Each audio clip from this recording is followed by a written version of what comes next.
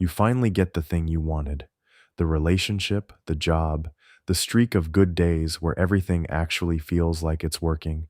And then, almost on schedule, you do something to mess it up. You pull away from the person who's good for you. You self sabotage the opportunity. You pick a fight for no reason. You ghost the habit that was actually changing your life. And afterward, you sit there thinking, why do I keep doing this? Here's the answer. And it's going to sound strange at first. You're not self destructive. You're not secretly afraid of success. You are magnetically pulled toward what feels familiar, even when familiar means painful, even when familiar means small, even when familiar means ruining the best thing that's ever happened to you. This is called behavioral magnetics, and it is one of the most important and most overlooked concepts in behavioral psychology. By the end of this video, you'll understand exactly why you sabotage good things, how your brain builds these invisible magnetic pulls, and the 5-step framework to start breaking free from them. Let's crack this open. Part 1. What is behavioral magnetics? Think about a magnet for a second. It doesn't choose what it attracts. It doesn't think about it. It doesn't weigh the pros and cons. It just pulls automatically, powerfully toward whatever it's been calibrated to attract. Your brain works the same way. From the time you were a child, your nervous system was quietly building a map of what normal feels like, not what good feels like, not what healthy feels like, what familiar feels like. And that map, built from your experiences, your environment, your early relationships, becomes your behavioral set point. Psychologists call this your window of tolerance. It's the emotional range your nervous system considers safe. Go above it. Too much joy, too much success, too much connection, and your brain gets uncomfortable. It doesn't recognize this territory. It registers it as a threat, and it pulls you back down to familiar, even if familiar hurts. This is why people stay in toxic relationships long after they know they should leave. This is why someone gets a promotion and immediately starts underperforming. This is why you finally build a great morning routine and then, out of nowhere, you just stop doing it. No reason, no dramatic event. You just drift back to where you were. That drift isn't weakness. It's your behavioral magnet doing exactly what it was built to do. Part 2. How the magnet gets built. Here's where it gets really interesting, and maybe a little uncomfortable. Your behavioral set point is built in childhood, not because your parents were perfect or imperfect, but because your brain's number one job as a child was to predict and adapt to your environment. Whatever patterns showed up consistently: chaos, criticism, emotional unavailability, conditional love, high pressure to perform, your nervous system logged those patterns as normal, as safe, as home. And then you grew up, got out, built something better, and your nervous system panicked. Because better doesn't feel like home. Better feels foreign. Better feels like standing in a room where the walls are a different color and your brain keeps whispering, "This isn't right. Something's off. We should leave." Dr. Bessel van der Kolk, one of the world's leading trauma researchers, puts it this way: the body keeps the score. Your nervous system remembers every emotional environment it has ever lived in, and it will keep trying to recreate those environments, not because it wants to hurt you, but because familiar equals predictable, and predictable equals safe. So your brain isn't ruining good things, it's protecting you just from the wrong things, using a map that was drawn a long time ago. Part 3. The 5 patterns of behavioral magnetics. Now let's get specific, because this shows up in 5 very recognizable patterns, and chances are you'll see yourself in at least one of them. Pattern 1. Intimacy sabotage. Someone shows up for you consistently. They're kind, reliable, present, and instead of leaning in, you find reasons to push them away. You pick fights, you go cold, you convince yourself they're too good to be true, or worse, that you don't actually deserve them. This is your intimacy magnet at work. If your early experiences with closeness involved pain, emotional distance, unpredictability, loss, your nervous system learned that intimacy equals danger.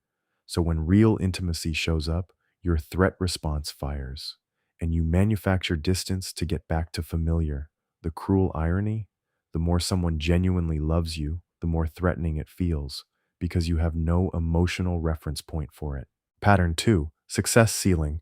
You hit a new level, business is growing, goals are being reached, and then, almost like clockwork, you make a decision that pulls everything back down. You spend impulsively, you start a conflict with a key relationship, you get lazy right at the critical moment. Psychologists call this upper limiting. Gay Hendricks coined the term in his book, The Big Leap. The idea is simple. We all have an internal thermostat for how much good we're allowed to feel. When the temperature rises above our set point, too much success, happiness, love, we unconsciously turn the heat back down. Not because we want to fail, because success above our set point feels dangerous, undeserved, unstable, and the magnet pulls us back. Pattern 3, chaos addiction.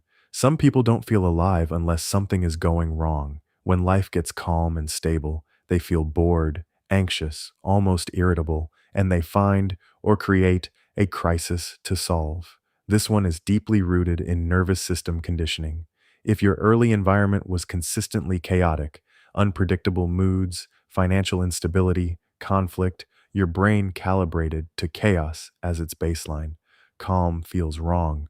Calm feels like the quiet before something bad happens. So you create noise just to feel normal. This shows up in people who consistently choose unstable partners, who start drama when things are going well, who can't seem to maintain peace for long without getting bored and blowing it up. Pattern 4, chronic self-abandonment. You are endlessly available for everyone else. You cancel your own plans for people who wouldn't do the same. You minimize your own needs, your own pain, your own dreams to keep the people around you comfortable. This magnet is built when a child learns early that their value is tied to their usefulness. That love is something you earn through performance or compliance. So, as an adult, any version of putting yourself first feels unbearably selfish, dangerous even, and the pullback to self abandonment is almost automatic. Pattern 5, identity resistance. You start becoming someone new. You're reading better books, moving your body, thinking bigger, and then a quiet voice shows up. Who do you think you are? This isn't you. You're not that person. And subtly, slowly, you drift back to the old version. This is your identity magnet. Your brain holds a deep image of who you are, and it will fight to keep you consistent with that image, even if the image is outdated, even if the image is limiting, even if the image is holding you back from everything you actually want. Part 4, the 5-step framework to break the pull. Okay, so now you understand what's happening. The magnet exists. It was built by your history, and it's been running your life on autopilot. Here's how to start taking back the wheel. Step 1, name the pattern. You cannot interrupt what you cannot see. Start by identifying which of the 5 patterns shows up most in your life. Write it down, give it a name. This is my intimacy magnet. This is my success ceiling. Naming it activates your prefrontal cortex and pulls you out of automatic behavior. The pattern loses power the moment it becomes visible.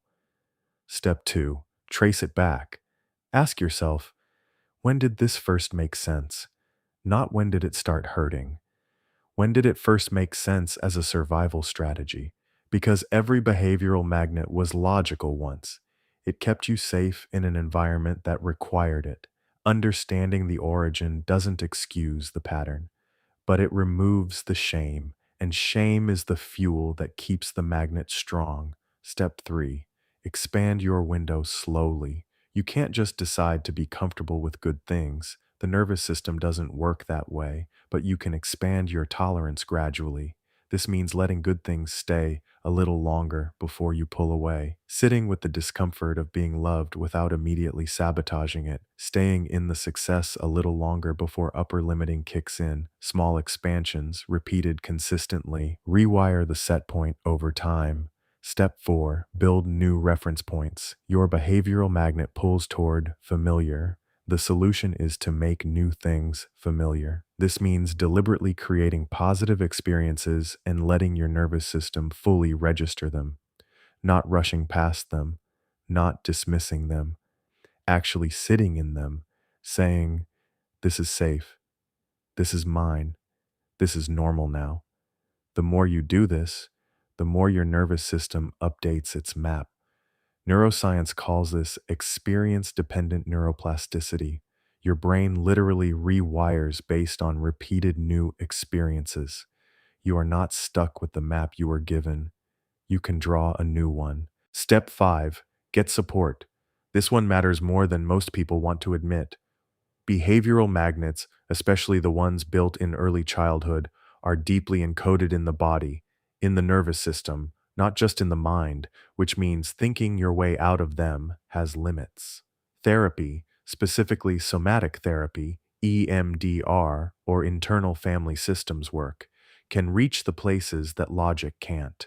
A community of people who are also doing the work creates a new kind of familiar, a better kind of normal.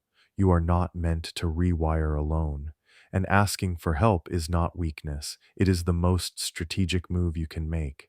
The truth that ties this all together. You are not broken. You are not self-destructive. You are not secretly afraid of good things. You are a human being whose nervous system learned to survive a specific environment. And it got very, very good at that job. So good that it kept doing it long after the environment changed. But here's what's true now. You are not a child anymore. You get to choose the environment. You get to choose the inputs. You get to choose slowly, deliberately, with patience and grace to expand what your nervous system considers home. The magnet can be recalibrated. It won't happen overnight, but every time you stay in the good thing a little longer, every time you catch the pull and choose differently, every time you let yourself be loved, succeed, rest, grow, without immediately destroying it, you are drawing a new map, and one day, good things won't feel foreign anymore. They'll feel like home. That's the work. Drop a comment and tell me, which of the 5 patterns hit closest to home for you? I read every single one. And if you want more content that goes this deep into how your brain actually works, you know what to do. Like subscribe. Let's keep growing together.